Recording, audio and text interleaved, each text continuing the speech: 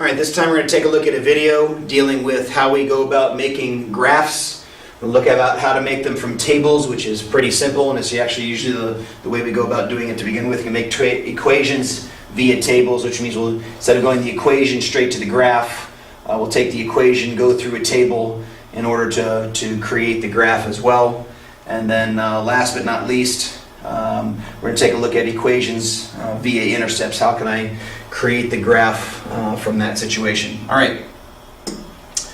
So the first thing we want to deal with is tables. If I'm given a table, and how do I go through making a graph? Now, the first thing to understand is we're dealing with linear equations, so the table ought to match some kind of linear equation. But if I have the table to begin with, so let's say I have x is 0, y is 3, 1, 6, 2, 9, 3, 12. How do I go through and make the graph simply based on having those values that are there? So this is actually pretty simple. I just need my axes. I need to make some intelligent choices about what it is that I'm going to do with those points, because the scale that I need to use and the scale that's available on the graph, or the space that I have in the graph, can change. If you use something other than each block or line is 1, then you need to say so on the graph. It is assumed each one is 1 unless you say something on the graph to make me think differently. Now, I don't have space for 12. I probably don't have space for 9. I barely, 2, 3, 4, 5, barely have space for 6. So I need to do something different. So I'm going to go by 3s. So what I'll do is I'll write on here a 3 and a 3. And yes, they can be different. I can go by 3s on the x's and go by 1s on the y's. Now, typically that's not a good habit to get into, at least right now, until you understand graphing a little bit better. But at this particular juncture, leaving them the same makes the graph look and appear without being stretched or used or whatever the case is. So 0, 3 would be here. 1, 6, well, this is 1/3. 6 would be there. 2, 9 would be somewhere in this ballpark. And then 3, 12 would be somewhere in there. And then I want to connect the dots. Since these are linear equations, what I need to be able to do is go through and connect the dots on how long the points are. So then we'll go back to here. This to make it actually look longer, and if I had it, I would add arrows on here. I can't do that right this second. I guess I can do it with my pen to show that this line goes on forever. Now, what is this line? This is the pattern. Remember, this is just a sample of all the points that make up a particular linear equation.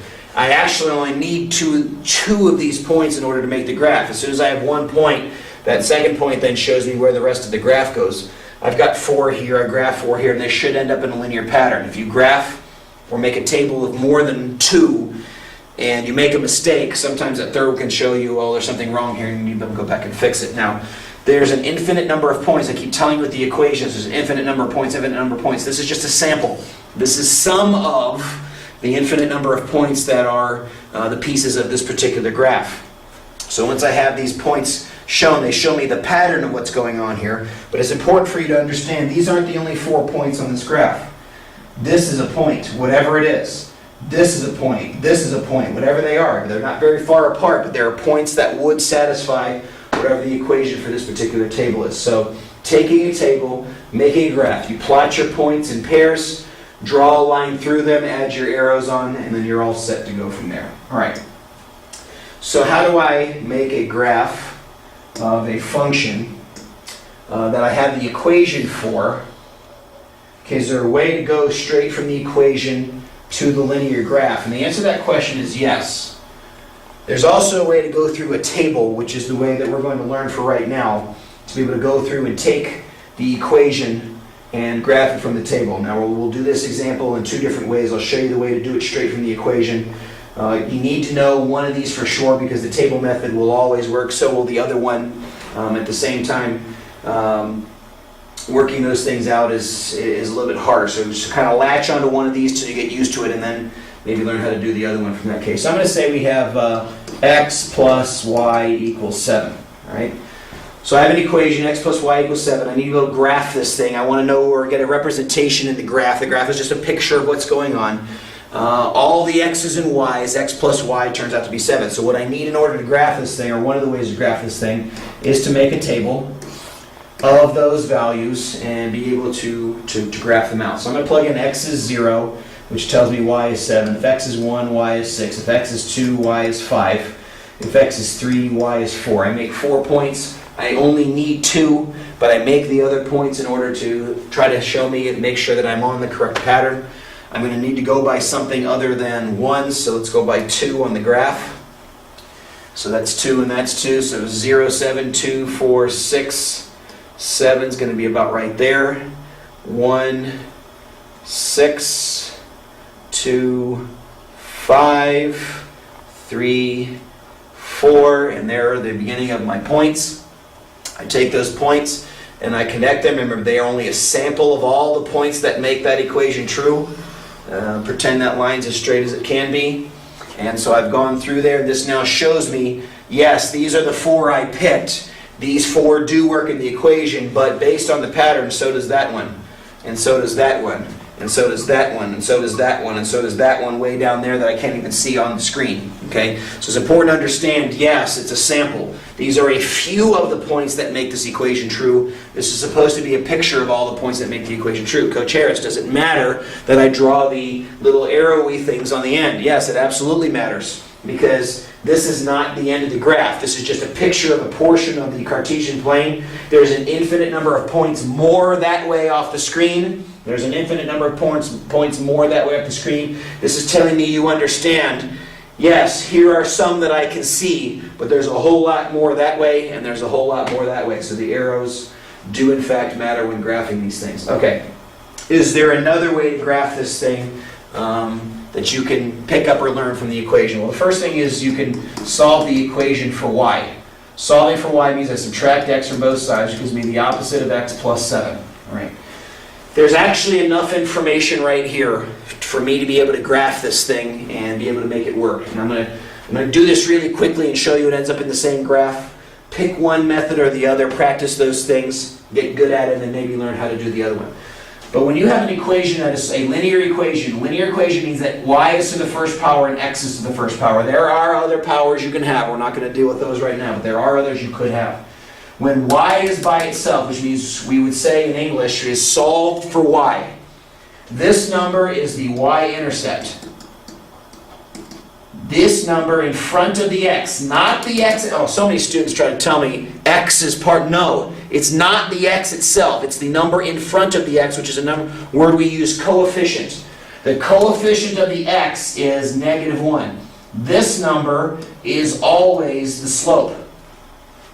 So if I know the y-intercept and I know the slope, I can graph the line. Now, I got to do a little bit of dredging here. What is a y-intercept? A y-intercept is the place where the graph crosses the y-axis. Which axis is the y-axis? The y-axis is the yo-yo axis. So this is the place where it crosses the y-axis. Now let me change colors here just to make this a little bit more dramatic. That's where x is 7. Now you probably can't even see that color change, but I drew that in red. The slope is -1. What does -1 mean? -1, slope is rise over run. Alright, so that means I have -1 over 1. That means go down 1. That's my rise is -1. Take the negative. Always put it in the numerator. That's a good way to remember that and do that. It's not -1 over -1 because that's +1. No, the -1 goes here and it gets put over a +1. This will now do it correctly. This means rise -1 and run 1. So from the point I have on the y-axis, rise -1, run 1 puts me here. Remember, 2 points are enough to graph the line. So once I know the y-intercept, where it crosses the y-axis, I know the slope, and I know what that number means. I move to the next point from that one, rise -1, which means go down, and run 1, which means go over 1. That gives me that point. If I kept doing that, by the way, rise -1, run 1, rise -1, run 1, rise -1, that ratio, as we talked about the slope being, would give me any one of these points, and then my line goes through all of those points. So I can make a table.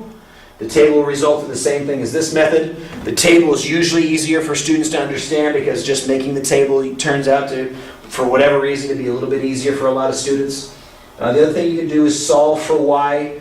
Read off your y-intercept, read off your slope, and then use those to build your line. The y-intercept tells you one point, the slope tells you the second point, and then you can graph your line.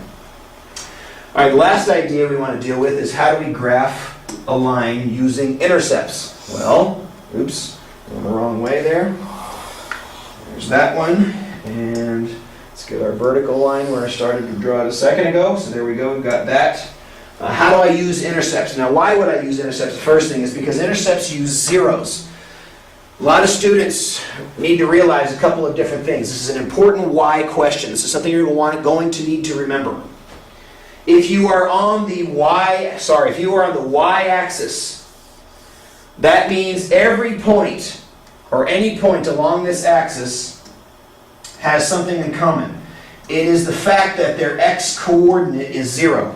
I don't know what their y is, but every point here, this is 0, 6, this is 0, 4, this is 0, 1, this is 0, negative 1, this is 0, 2, negative 2.5, and so on and so forth. All those points have an x that is 0. Likewise, if you're on the x-axis, all those points have a y-coordinate that is 0. Because this is 1, 0, 2, 0, 4, 0, 7, 0, whatever the case is there. This is negative 2.5, 0. This is negative, I guess it's 5, 0. All the points along this axis turn out to be 0. Zeros in math are good friends because they always make things easier. Adding and subtracting 0, hey, that's a piece of cake. Multiply by 0, that's good because it gets rid of stuff. Divide by 0, and got to be careful. We don't want to divide by 0. But zeros are almost always our friend. So let's give an ugly equation. Let's say I had 6x minus 7y is equal to 11. Holy cow. Do I want to make a table with 6, 7, and 11? I mean, I can. I know how. I'm good enough at it to be able to do it. But there's got to be a better way. The other thing I can do is I can solve for y. And solving a 6 and a 7 and 11 is going to give me fractions, and I don't like it a whole lot. We'll end up fractions on this one anyway, but maybe there's an easy way to just do it here. Now there is. Every line, all lines, except vertical and horizontal, all lines cross both the x-axis and the y-axis. So this line is going to have some place where y is 0, which is your x-intercept. It's going to have some place where x is 0, which is your y-intercept. Did I say that? I may have said that backwards just a second ago. Y is 0 is your x-intercept. X is 0 is your y-intercept. All right? It can be written like this, or it can be written as x-intercept equals y-intercept equals. It doesn't matter to me which one you do as long as you understand it's the opposite letter. If I want the x-intercept, the y is 0. If I want the y-intercept, the x is 0. So when I plug in y is 0, that makes this go away. So I get 6x is equal to 11. Now this isn't pretty, but this is 11, 6. Now graphing that is actually not very hard. If I plug in x is 0, this goes away. And I'm left with negative 7y equals 11. So this is negative 11, 7. So you see how easy that was? I got 2 points using the zeros that are something that most students can do in their heads. So 11, 6 is just short of 2. Negative 11 sevenths is going to be in the 1.5 ballpark, but I need to make sure it's negative, so it's going to be about right there. There's 2 points. If I have 2 points, then they define my line, and I ended up graphing with that. So I now know how to use tables. I can now solve for y and use slope-intercept form to be able to graph, and now I can also use intercepts in order to be able to graph the equation as well. All right. One last piece of information dealing with graphs. What if I have a situation like I showed in different places where the equation only has one variable in it? Then it's a piece of cake. Most students are like, oh, this is so... No, it's easy. This is the easiest thing you can do. Look, if I have the equation x equals 4, I don't have any thinking to do. What it means is all the points have x's that are 4. So find a couple. Okay, no problem. 4, 4. Now let's pick some easy numbers like 0 and 1. Can you plot 4, 0 and 4, 1? If you can't, you don't deserve to pass. 1, 2, 3, 4, 0. 1, 2, 3, 4, 1. There's your line. What is it going to tell me? 2 points define a line. This must be a vertical line through those values. X equals 4. Along all these points along this line, the x value is 4. It's still an infinite number of points, Just because I'm missing a variable doesn't change anything. This just tells me all x values are 4. So that's the graph of the lines where all the x values are 4. All right? So what about this one? Y equals -3. There's no x. No, I'm going to freak out. Just relax. Y equals -3. What does it mean? All the y's are -3. So, -3 here, -3 there. Pick some easy ones to go with it, like 0 and 1. So 0, -3 is here. 1, -3 is there. That's the 2 lines I need for my pattern to be able to draw my line. And off it goes that way. These produce vertical and horizontal lines. So that's what I kind of mentioned a little bit earlier. If it has an x and a y, it's going to be slanted. It's going to have some slope that's something besides 0 and undefined, which you would have studied in an earlier lesson. If I only have one variable, I end up with vertical and horizontal lines. Don't freak out about these. These are a piece of cake. If it's just one variable, it tells you to find points that are a piece of cake. Make your table or your points or whatever it is that you want to do and be able to go from there. Okay, so that's making graphs. We showed you a lot of different ways to be able to do this. Make sure you do your practice. Talk to your teacher if you have any questions. Until next time, see ya.